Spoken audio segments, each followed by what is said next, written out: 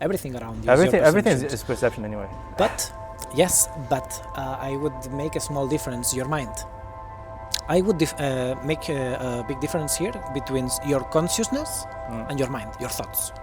In your thoughts, there are a lot of ideas, and inside these ideas, if you are way too much into these ideas, into your mind, you will shape reality in the way you think it is. And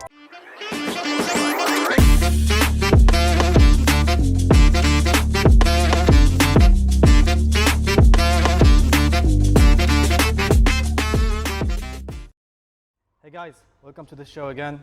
This is Nizar speaking. Today I have a special guest.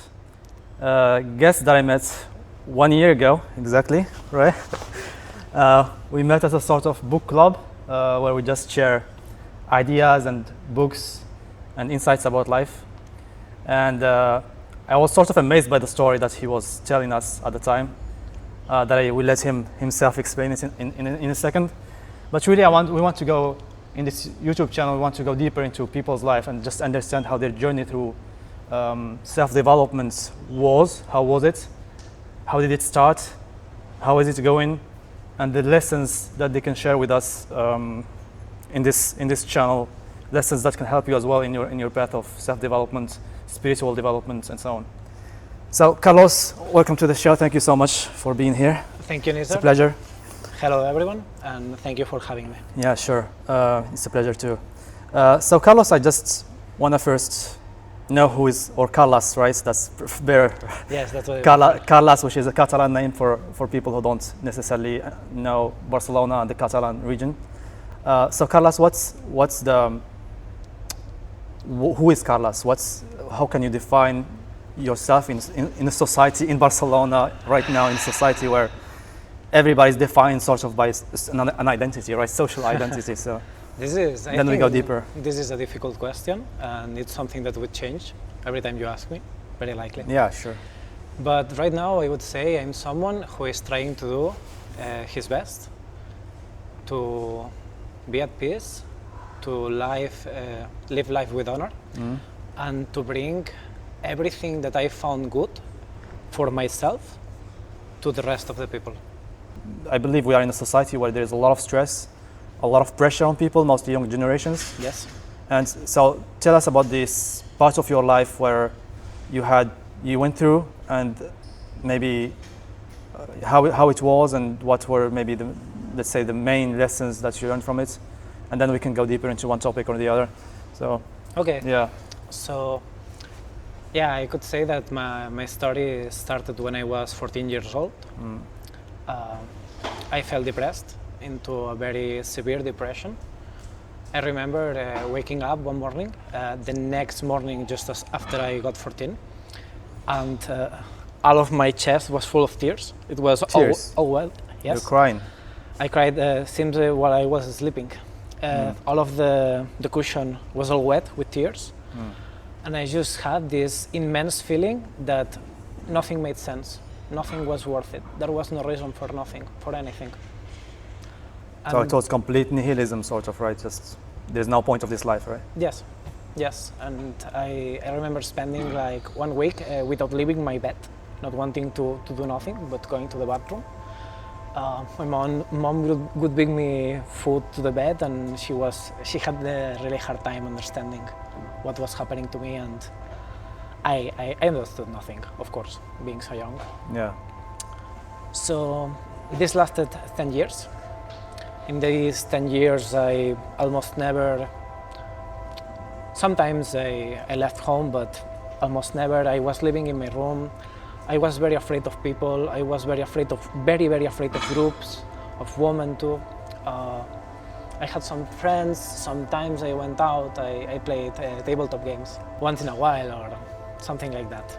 And well, this at the end changed. I decided to change after 2 very big fights with 2 very close people to me. So for 10 years, you barely quit your apartment or your room. Yes. To go out. So you were just staying in your room. Yes. By yourself. Yes. probably, I mean, like watching stuff, like what you just sitting and thinking. Playing video games. Video games, right? The big amount of time, the biggest amount of was time. Like escaping the world, pretty much, right? Yes. Living somewhere else. That it was not my reality. Yeah. Because my reality was at the first was trying like to overcome the first years, the first 3 to 5 top years. Was trying to overcome this situation and trying again to go to school and trying again to be outside, especially for my mom, because she was suffering a lot. But at some point I realized that I was not gonna make it as much as I tried because I didn't want to. That was the biggest reason, and I became aware of that. And yeah, then I mostly was I was awake at nights, so I was not even awake during the day. I was awake during the night, was avoiding most of forms of contact. And yeah, I kind of can say that my journey of health and discovery and personal growth started when I was 17, because for the first time something caught my attention, besides from video games and distraction, which was, why do I behave this way? Why does he behave this other way? Why in the same situations I react so different from other people? And I just started observing. But this was something that caught my attention because it was difficult to understand. I just want to jump on this. First, I'd like maybe now with the retrospect, now that you are like more mature than 14 years old kid, because I know that many people think that they are not depressed, but they are sort of social, they have a lot of social anxiety, right? They have a lot of social pressures in this society where every kid thinks he's the best kid ever, and so there is sort of super ego that gets into, I gotta protect myself, I gotta protect my ego, and then hide in the video games, mostly with the distraction, video games, VR, virtual reality, all this kind of technology that's spoiling the generations I think that to come. What brought you there to this period of isolation, right? And what got you sort of out of it? How did you see maybe just the triggers, like understanding the process? Okay, so I would say first 2 things. Getting a bit more spiritual, I think I had to go through this process in order to become who I need to be in life. I know my life mission, the reason I am here for, is it's to help people. And the only way I believe I can help people is through understanding your experience, through understanding why are you going through, what are you going through. So I had to experience a great deal of pain, a great deal of trauma, a great deal of difficult situations, of losing myself completely in order to become the person who I am now, which is really able of help people to understand, to change their view, to change their perspective, and make life better. The big darkness, the reason why I fell into this darkness in a less spiritual way, something more direct, I would say 2 things. The first one, I was very unlucky, and trying to see the odds of everything, there was a great amount of things in my life that weren't working, that were actually pretty bad and happening at the same time. I had no support whatsoever. I mean, I had my mother, but she wasn't understanding. She knew nothing. She didn't know what to do. She tried her best, but was completely... She wasn't a psychologist, I mean. She was completely at a loss. And when I broke, I closed myself completely. So I didn't let anyone help me either. And the other reason I would say, and this is something I feel proud of, is because when I was young, I was very genuine. I think it was a weird case where I was really myself. And I was good, I was honest, I would try to help people, I would try to, I did not lie, I wanted to become friends with everyone. I always tried to please people a bit as well. No, it was not pleasing, it was just what it felt natural. Yeah. I was good, I am good. And it was your nature, your basic nature. Yes. Yes. But then I suppose others didn't see it the same way. Or if I the believe- reality was different. I believe that in this society we live with so much pressure and so much you have to perform, you have to be the best, you cannot fail, you cannot be weak. When people see someone that is not living this way, that is just being happy and being honest, that is good at mostly everything he does, I believe that people get envious because they want that. And you feel pain. I remember hurting people just because I was not aware that I was good at some things that others weren't. And just like, hey man, come on, you can do this. And I hurt people because of this. Yeah, pushing them. Yeah, like just trying to cheer up, but I was doing the wrong thing there. And I believe nowadays even envy is a very bad thing, because if you work on yourself, I think this will, everyone that has been on a personal growth journey for a long time will come to realize that the better you are feeling, the more you express yourself, there will be a lot of people that will attack you. They will see you, they will see how you behave, and they will not like it. But it's not because you are doing something wrong. It's because they want that, and they cannot take responsibility of the fact that it's in their hands to change, to achieve this, to become this kind of person that they want to be. Yeah, I see what you mean. So imagine someone who has, I don't know, social anxiety, someone who is not, mostly in teenage years, in the first, from 20 to 30 years old, when you're like looking for ourselves, right? They're going through this journey of self-discovery. What would be like the main tips that you can share with them to just keep rolling, just going on the right way and continuing this journey, which is, as you said, it's not an easy one, right? It's like, It's the hardest thing. It's the hardest thing that you can ever experience in life, but it's the best, also the best thing that you can experience in life, right? Totally. There is no light without darkness, and it's just the way the world functions. So how can you like make them, and in this generation of instant gratification and easy access to all pleasures, how can we accept the darkness and just go through it without much fear, if I can say? So I would say that the most important thing for happiness, the full happiness of anyone, would be expression.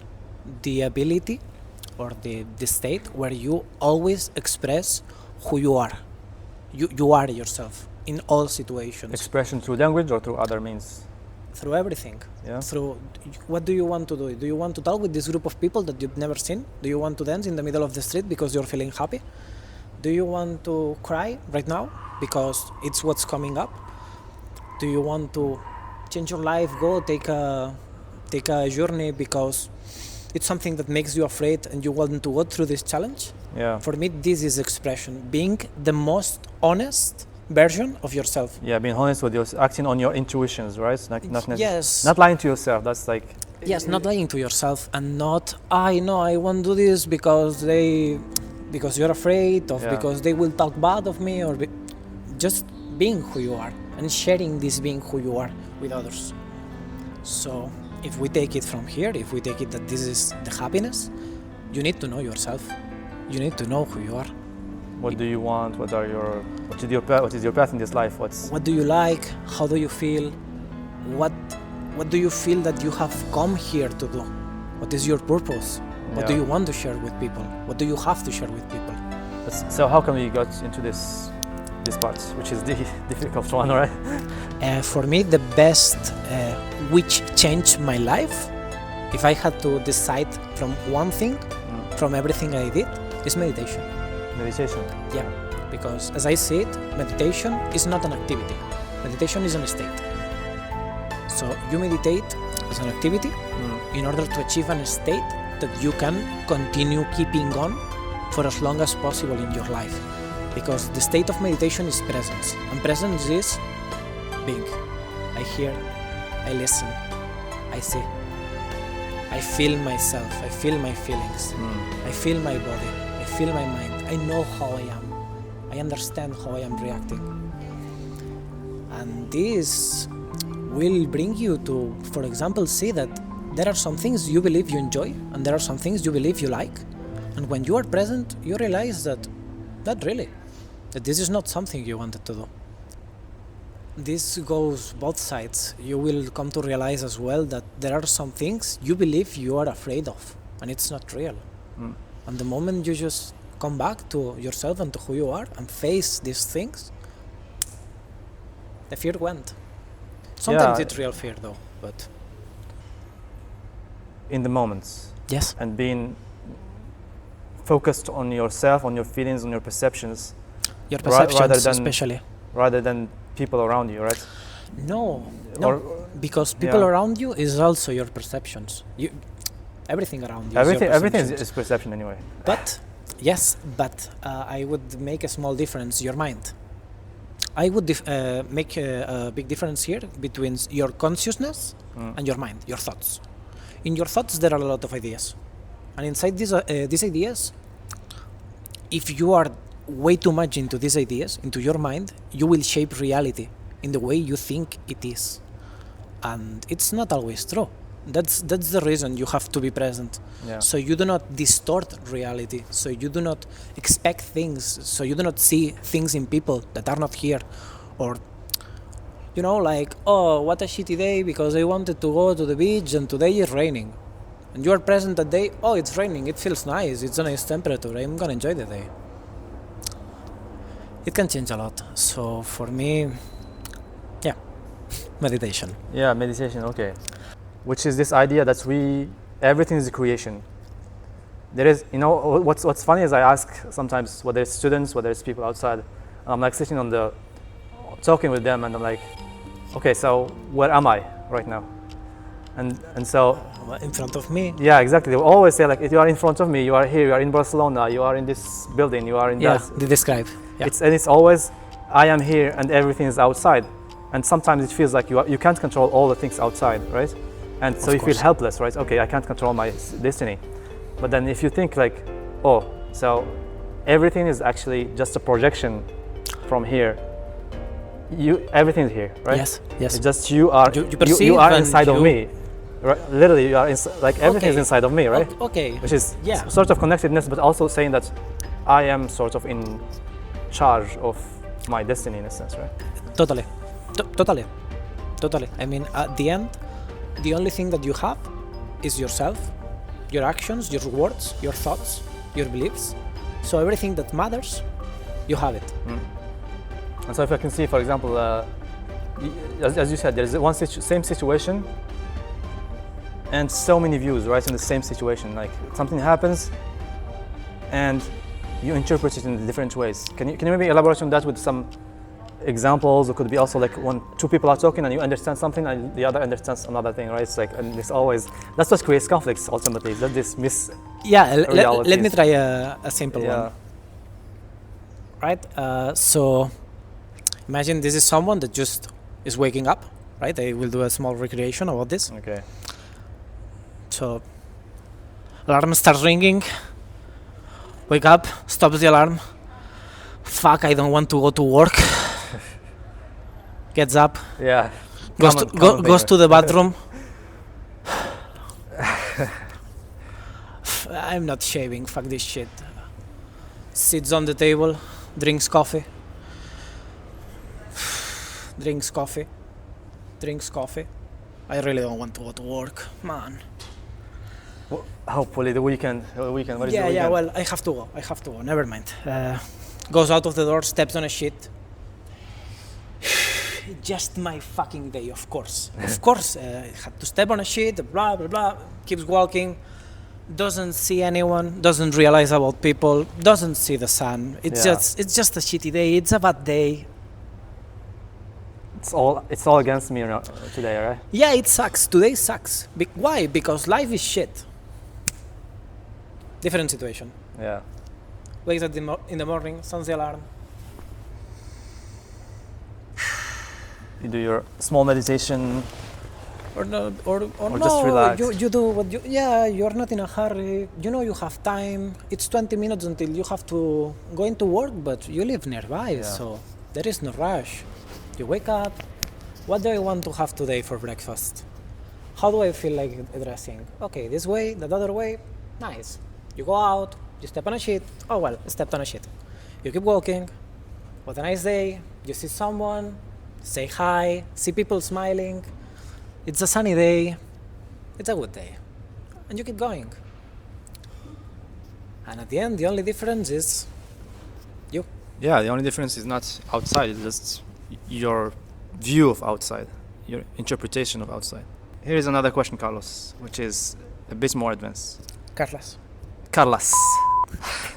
It's always, like we are programmed with certain database, right? And like in the database, there's 99% of Carlos, and you are the only Carlos. So for me, it's so difficult to get. Okay. And this is the data part, you will right? get it, you will get it. Before you remember by yourself, so I'm happy. I'm glad. But now I'm like Carlos. Okay. One more thing. So first, are you religious or not? Or like, how do you define spirituality compared to religion? That's a big question, right? This is had so many changes. This answer inside me had so many changes. I was agnostic for most of my life because I could not prove anything. How do you define agnostic for people who may not? I define agnostic as someone who doesn't believe or doesn't stop believing, maybe. Like, I don't know if there is a God. I don't know if there isn't. I cannot prove it. Neither of them, so... Just living in eternal doubt. There is no, like, you don't take sides. There's no Yeah. sides, right? Yeah. You're not atheist and you're not religious. I don't believe in it and I'm not against it. And I don't believe it doesn't exist. Yeah. I don't have a belief. You don't have proof, okay. Yeah, and that was myself for 26 or 27 years of my life. Mm-hmm. Then I'm starting to become religious, but of my own religion, Yeah, all right. right? Define it. What are the basics? The basis of my religion, it's I've never thought the name about for this, but I would say it's the religion of goodness. Okay. For me, the principles of goodness are: you act with love to yourself, and you give yourself with love everything that you want, everything that you need for real. The real ones, not the I want a phone. But today I need someone to take care of me, so I will make an extra effort and cook something nice so I can eat better. Then it's union. It's bonds. It's the second principle. Bond with what? Bonds with people. People. Yeah, because love is not only for yourself. So you learn to give yourself to yourself the better, the most love, the truest love you can. This is the best learning experience, receiving something, experiencing something, and then you share it. Because this is the truest meaning of love, not only for you, but for everyone. Yeah, right. You included. And then there is a third very important aspect, which I think is very forgotten in this society, which is justice. Justice guided by love. And for me, justice is standing in order to defend the things you believe that are right. So if someone attacks this love, if someone attacks this union, these bonds, you will stand up and say no. And you will take an amount of action in accordance to the amount of attack. You will not never try to hurt because you act based on love. But you will try to stop all of the meanings that you can master and you find necessary. These actions that stop love, that stop goodness, that stop the good things that happen in people's lives. Okay, I see.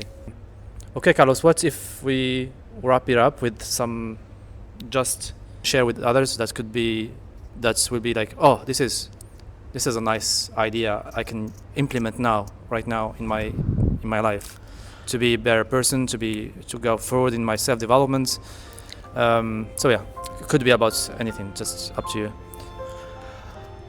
The most important tip I can give you right now is treat yourself as if you were a third person. In other words, don't assume you know what you want. Don't assume you know how you're feeling. Don't assume you know what is happening with you. Ask. Treat yourself nicely. Tell yourself nice things. Hey, you did a good job. Nice effort. You made a mistake. It's okay. The next day you will get it right. Go in front of a mirror. Look at your eyes. Look at who you are. Give yourself love. Although sometimes, when you watch self-development industry will tell you like, no, you need to push yourself. You need to just push, hustle. You know, if you go through the American way, sort of. I disagree with it. You disagree with that, right? I disagree with that. Not very strongly, but I diverge. For me, this comes from the part of where you understand yourself, right? And you need to understand what are your motivations when you do something,